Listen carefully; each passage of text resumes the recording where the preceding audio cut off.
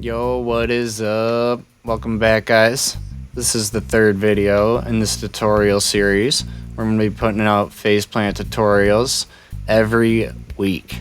So make sure you guys subscribe to the channel so you can stay up to date with these faceplant tutorials. First off, I want to thank you so much for all the positive feedback you've been giving me on the channel so far. I really enjoy doing these, so I'm going to make sure I keep putting out tutorials for you guys. Here at the Sound Lab, we like to make sure we give you guys the very, very best sounds. So today in faceplant, we're going to be making one of my favorite sounds that I've made so far, and this is what it sounds like.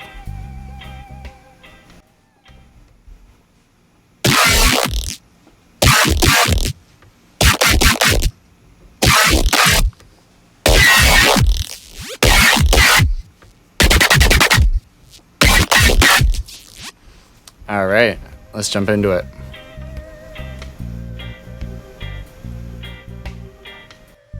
Okay, so we're going to be doing things a little bit differently here today.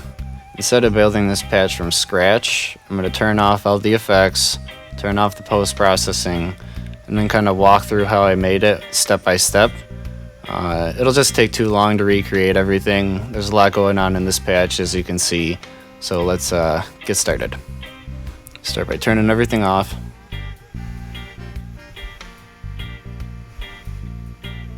One eternity later. Now we're kind of left with the raw sound here, which is still essentially the sound.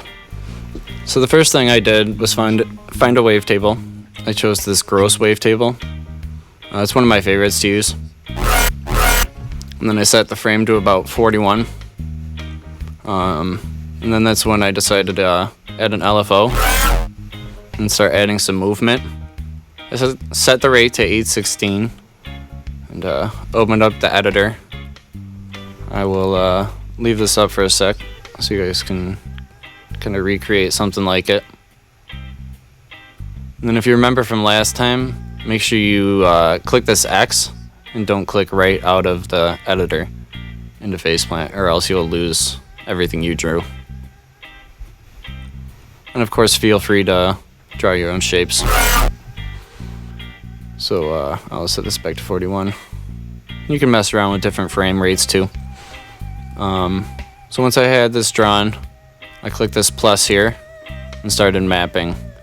First I mapped it to the level, and that's going up about 75%. And you can see that here, 75. And you do that by clicking this circle and then clicking one of these circles under here. I also decided to map it to the frame, and it's going about 48%. Also, while I'm playing this, I'm making sure I move the pitch bend wheel just to give it a little bit more movement. And you can also, like in previous tutorials, resample the sound by moving this phase, and that will add a little bit of tonality, some more FM, but I'm going to leave this at about 10%. So to get this phase here, you have to click this green circle, and similar to the LFO mapping, map that to the phase of our wavetable. To get our FM here, you want to click in the window and create an analog, and then all I did was move the harmonics up to 6, and that's how I got the shape. Turn the mic off for a sec.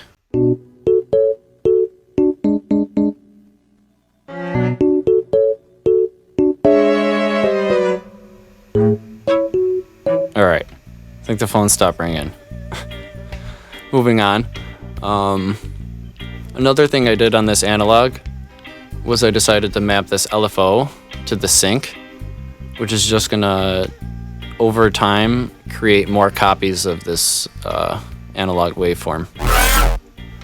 So I can hover over the dial here where it says sync. I can see that I have that going, kind of hard to see the percentages, 39%.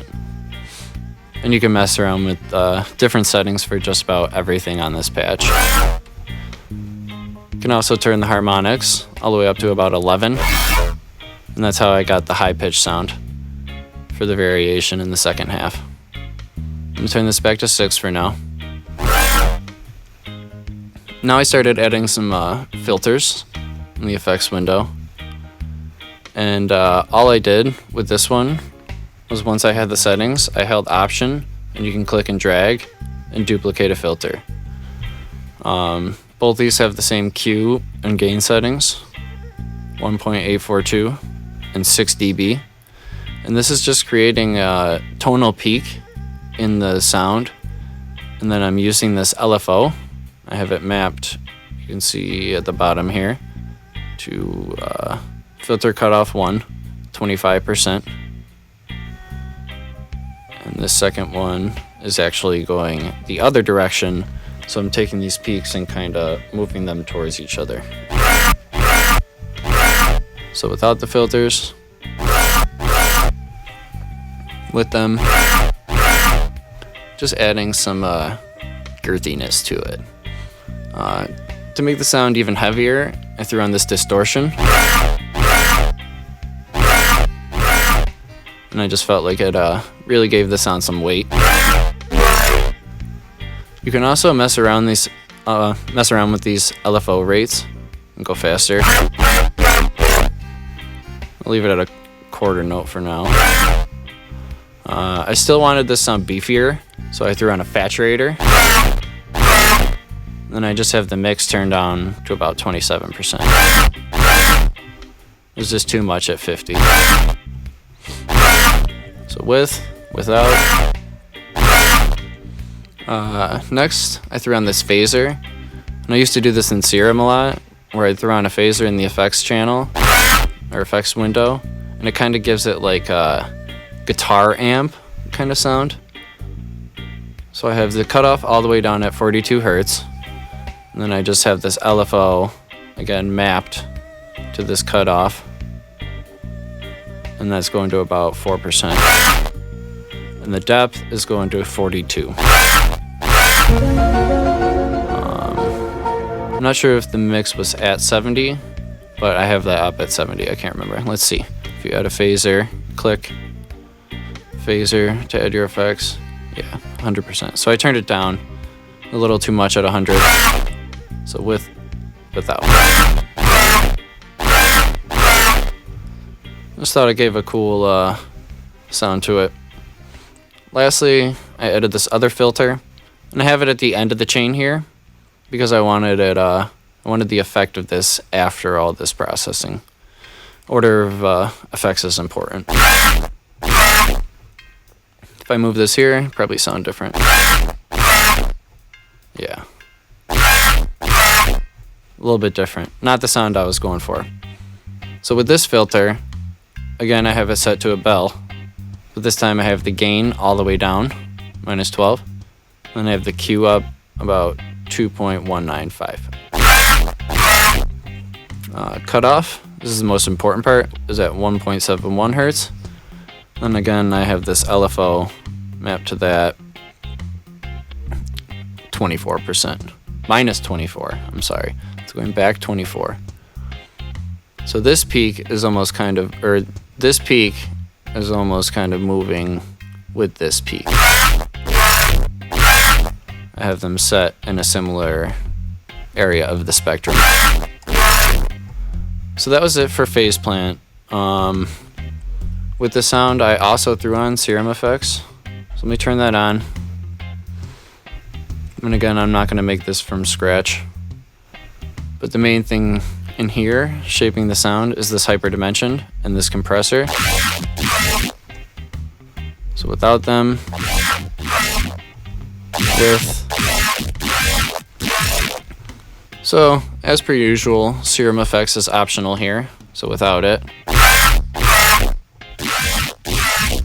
It does make the sound quieter, but you make up for it with a fat rack.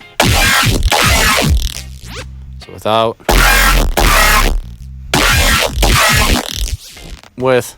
I kind of like it without Serum Effects. Just adds that obnoxious tail to the sound. You could also turn off the compressor, this multiband. and turn on Ableton stock compressor. Oh, sorry, let me turn that off.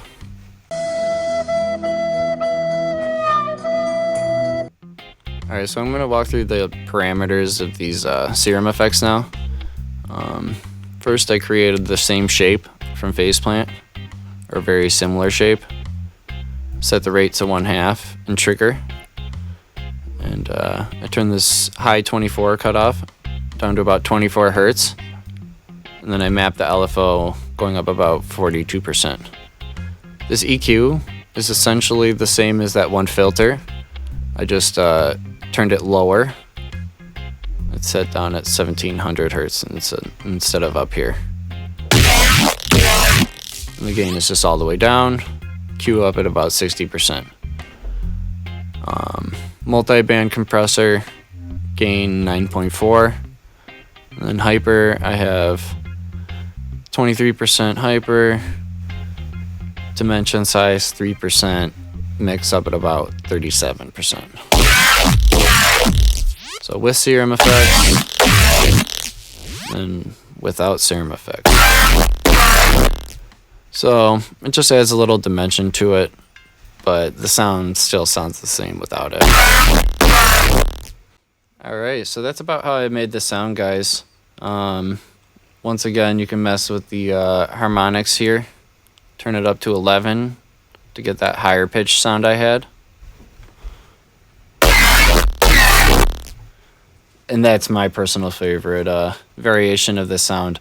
But of course, make the sound your own. Screw around with some of those parameters. You can resample this while you move this. And now you're really starting to sound like some kind of creature or something. But anyways, hope you guys come back next week for next week tutorials. Until then, I'm out of here.